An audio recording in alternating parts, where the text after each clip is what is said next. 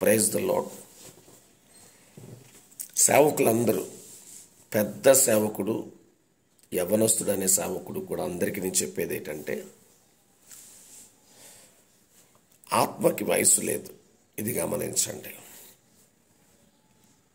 చాలామంది యవ్వనస్తులు ఏం చేస్తున్నారంటే, సేవకులు ఒక సభకు వస్తే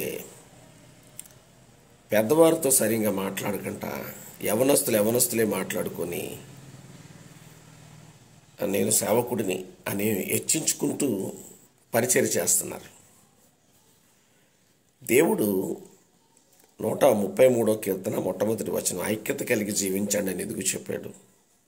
మార్కు సువార్త 12వ అధ్యాయం 31వ వచనములో నిన్నువలె నీ పొరుగువారిని ప్రేమించు అని ఎందుకు చెప్పాడు? ఆత్మకు వయసు లేదు కదా. ప్రేమ అనేది చాలా ఇంపార్టెంట్. ఆయన పెద్ద వయసులో ఉన్న సేవకుడిని ఒకలాగే చూడాలి, యవనస్తుడిని ఒకలాగే చూడాలి. ఆయన దేవుడు సేవ చేశాడు, నేను కూడా దేవుడు సేవ చేస్తున్నాను. ఒక దినం పెద్ద ఆయన వయసు అయిపోతున్నట్టు నా వయసు కూడా అయిపోతుంది. నేను పెద్దవారికి తగ్గించుకొని వారి మాటలు విని వారిని కూడా మనస్ఫూర్తిగా అయ్యగారు వందనాలు, ప్రైజ్ ద లార్డ్ అని పలకరిస్తే రేపు ఉదయం నా తగ్గింపు రేపు ఉదయం సేమ్ నేనేం చేస్తే అదే జరుగుతుంది కనుక దేవుడు చెప్పాడు కనుక బైబిల్ గ్రంథంలో. రేపు ఉదయం నా వయసు అయిపోయి ఒక చిన్న పరిచయం చేసిన వారు, అదే యవ్వనస్తులు వయసులో చిన్న వయసులో ఉన్నవారు, వారు కూడా నాకు గౌరవిస్తారు అనేది మీరు గమనించాలి. పెద్దవారిని సేవకుల్ని పట్టించుకోవట్లేదు. దయచేసి దేవుడు చూస్తున్నాడు మీ పరిచర్య. మత్తయి సువార్త 12:36-37 ప్రకారం లెక్క అడుగుతాడు, జాగ్రత్త. రోమపత్రిక 14 అధ్యాయము 11-12 ప్రకారం మోకాలేసి లెక్క అడుగుతాడు, జాగ్రత్త. ఆత్మకి వయసు లేదు. శరీరానికి దేవుడు ఏర్పాటు చేశాడు గనక మీకన్నా ముందు పుట్టిన సేవకుల్ని, వారు చెప్పిన మాటల్ని గమనించండి. మరి ఈరోజు మనం కొంతమంది సేవకుల పేర్లు, దినకర్ గారు కానీ, యేసన్న గారు కానీ, ఇంకా చాలామంది మంచి దైవ సేవకులు ఉన్నారు. అలాంటి దైవ సేవకులను ఇప్పటికీ కూడా మనం తలుచుకుంటున్నాం. ఎందుకంటే వారు దేవుడు పనిచేసి నిద్రించారు. రేపు ఉదయం మీరు కూడా దేవుని పనిచేసి నిద్రిస్తారు. మీ తర్వాత ఇంకో తరం. అందుకే 1000 తరాలు కరుణించే దేవుడుగా ఉన్నాడు. ఆయన పని చేయించుకుంటాడు. ఆది కాండం నుంచి ప్రకటన గ్రంథం వరకు ప్రతి వాక్యం ప్రజలందరికీ చెప్తాడు. కొంతమందిని సింగర్ల పాటలు పాడేవారుగా, కొంతమందిని సేవ చేసేవారుగా, కొంతమందిని పేదవారికి పరిచయం చేసే వ్యక్తులుగా, కొంతమందిని సాక్ష్యం చెప్పే వ్యక్తులుగా, వీరందరూ సమానమే.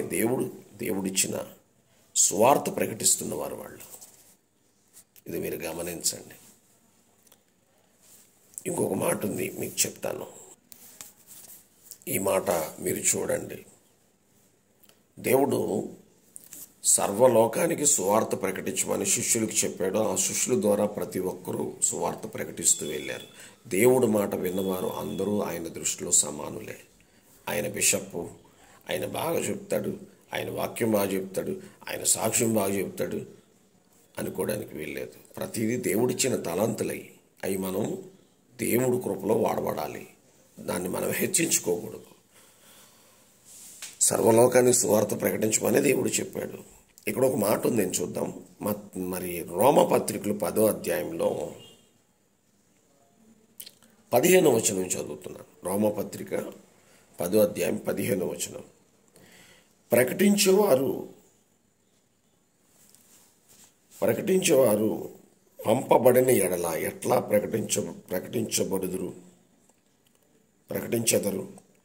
ఇందు నిమిత్తము ఉత్తమమైన వాటిని గుచ్చి సువార్త ప్రకటించే వారి పాదములు ఎంతో సుందరములైన ఉన్నవి అని వ్రాయబడి ఉన్నది. చూసారా? ప్రకటించే వారి పాదములు సుందరములై ఉన్నాయంటండి. మరొకసారి 15వ వచనం చదువుతున్నాను. ప్రకటించేవారు పంపబడని ఎడల ఎట్లా ప్రకటించెదరు? ఎందు నిమిత్తమే ఉత్తమమైన వాటిని గుర్చిన స్వార్థ ప్రకటించే వారి పాదములు ఎంతో సుందరములై ఉన్నవి అని వ్రాయబడి ఉన్నది. దేవుడికి స్తోత్రం చెప్పండి. దేవుడు మాటలు చెప్పే వ్యక్తులుగా, అక్కడ 17 వచనం, కాగా వినుట వలన విశ్వాసము కలుగును, వినుట క్రీస్తును గుర్చిన మాటల వలన కలుగును. దేవుడు స్తోత్రం చెప్పండి. ఏ సేవకుడైనా తన కోసం చెప్పుకోడు, హెచ్చించుకోడు. దేవుడు మాటలు చెప్పే సేవకుడిగా ఉంటే వారి పాదములంట ఎంతో సుందరములైన ఉన్నాయంట. దయచేసి ప్రతి ఒక్కరూ తగ్గించుకోండి. అలాగని ప్రతి యవనస్తుడు కూడా పెద్దవారికి గౌరవం ఇవ్వండి, వయసుకి గౌరవం ఇవ్వండి. ఆత్మకి వయసు లేదు, అర్థమైందా? ఆత్మలో కపటం పెట్టుకొని కానీ పర్లే పాస్తర్లే మనమే బాగా చెప్పగలం అనుకున్నాం అనుకో, కపటం నీలో ఉంటే ఏమైపోతావో బైబిల్ గ్రంథం చెప్తుంది.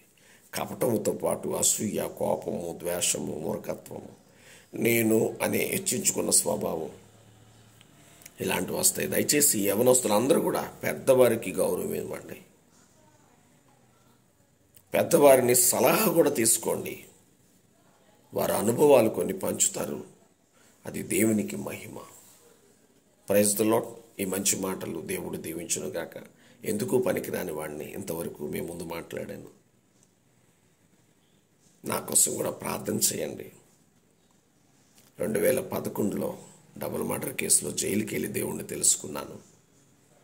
2024 డిసెంబర్, రేపు 23వ తారీఖుని వాయిదా ఉంది. అంటే ట్రయల్స్కి వచ్చేసింది, దగ్గరికి వచ్చేసింది. ప్రతి ఒక్కరు కూడా ప్రార్థన చేయండి. నన్ను దేవుడు బయట నుంచితే సర్వలోకానికి వెళ్ళి సువార్త ప్రకటిస్తాను. దేవుడి చిత్తమైతే కొన్ని దేశాలు కూడా వెళ్తాను. ఇండియా అంతా తిరగాలని ఆశ ఉంది. అలాగని దేవుడు లోపటుండు అన్నాడు అనుకోండి, ఖైదీలకు సువార్తిస్తాను. దేవుడి చిత్తాన్ని నెరవేరుస్తాను. అంతా ఆయన ఇష్టం. ఈ భూమి మీద నాకు సొంత ఇల్లు లేదు, బ్యాంక్ అకౌంట్స్ లేవు, 2000 దాటదు. ఒకవేళ దాటినా ఆ డబ్బులని దేవుడి పరిచర్యకే. నేను దేన్ని చూడను, దేవుణ్ణి మాత్రమే చూస్తాను. ఆయనే నన్ను పోషిస్తున్నాడండి.